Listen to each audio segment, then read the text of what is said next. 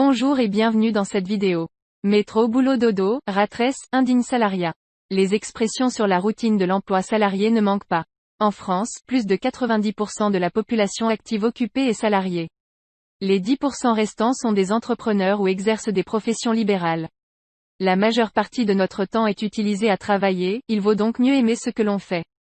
Si quelques-uns adorent leur travail, nombreux sont pourtant ceux qui n'aiment pas leur travail plus que ça et ceux qui le détestent carrément.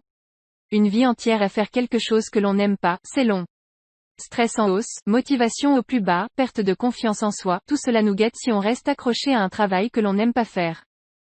Voici donc 7 excuses que l'on se trouve lorsque l'on n'aime pas son travail plus que ça, pour ne pas quitter son emploi pour un autre ou pour monter sa propre affaire.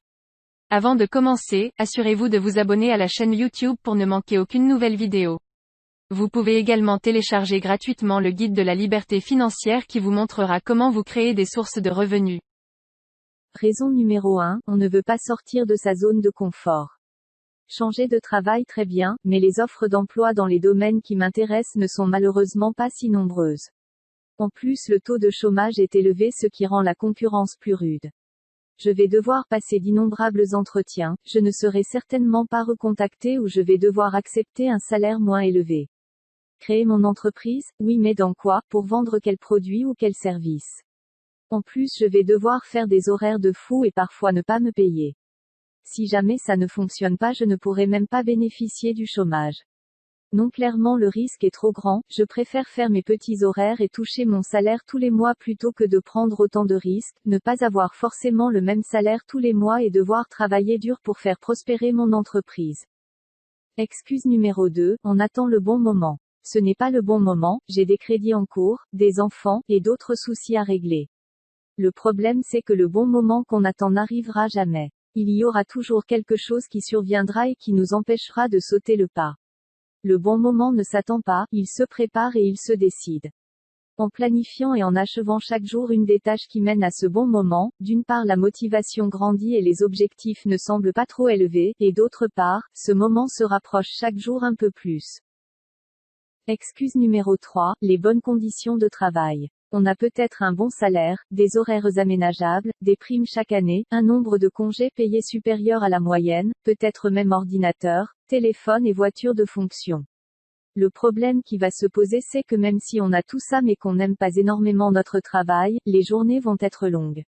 On n'a qu'une seule vie et si on est coincé au boulot en espérant que le temps passe plus vite, on passe à côté de cette unique vie.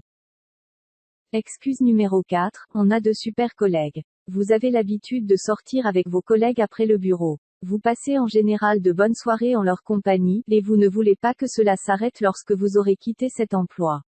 Bonne nouvelle, quitter son emploi ne signifie pas arrêter de faire ces soirées avec vos amis ou collègues, bien au contraire, sauf si vous ne fréquentiez un lieu qui ne vous soit accessible que si vous travaillez pour votre entreprise actuelle.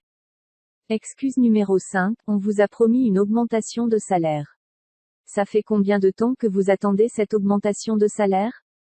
Peut-être en bénéficiez-vous tous les ans. Mais quelle augmentation? 1%, 2%, 5% dans les meilleurs cas.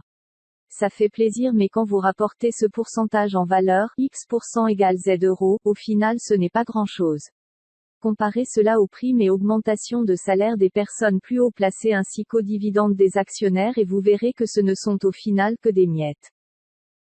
Excuse numéro 6, les choses vont s'améliorer. Ça va mal au boulot et vous vous dites que ce n'est juste une mauvaise passe, ce n'est pas la bonne année, ça ne pourra qu'être mieux dans le futur.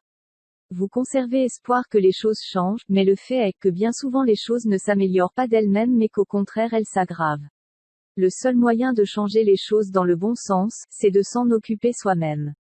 Mais le risque est grand qu'une personne plus haut placée que vous s'approprie votre travail et en récolte les fruits ou que les changements positifs mis en place ne soient considérés comme étant trop chers ou inutiles. Des efforts vains en somme. Excuse numéro 7, on nous a promis une promotion. On nous a promis une promotion qui ne vient pas. Ce n'est pas possible cette année, on n'a pas eu les résultats attendus ou alors il faut que je fasse progresser un tel parce qu'il va être papa. Les raisons sont nombreuses pour ne pas vous accorder cette promotion promise et parfois elles n'ont pas de sens. Vous n'êtes pas reconnu comme vous pensez devoir l'être. Allez chercher ce poste dans une entreprise concurrente qui saura mieux apprécier votre valeur. Prendre la décision de quitter son emploi n'est pas facile mais ne dépend que de vous, sauf si on vous licencie. Le système est fait pour vous encourager à devenir et rester salarié.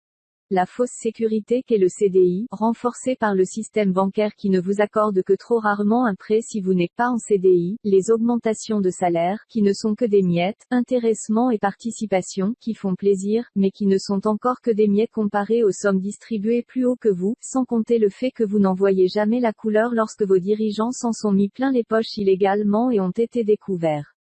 Rester dans ce pseudo-confort du même salaire qui tombe tous les mois pour un travail qui ne vous plaît pas forcément et ne pas sortir de cette routine métro boulot dodo n'est pas un bon calcul. Réfléchissez-y, il s'agit du plus grand nombre d'années de votre vie que vous allez passer en tant que travailleur, il ne faudrait pas le regretter à l'heure où vous ferez un bilan de votre vie. Merci d'avoir suivi cette vidéo jusqu'à la fin. Si vous l'avez appréciée, n'hésitez pas à la commenter ou à la partager et à vous abonner à la chaîne YouTube pour ne pas manquer les prochaines vidéos. Vous trouverez également le lien du guide de la liberté financière dans la description. À bientôt.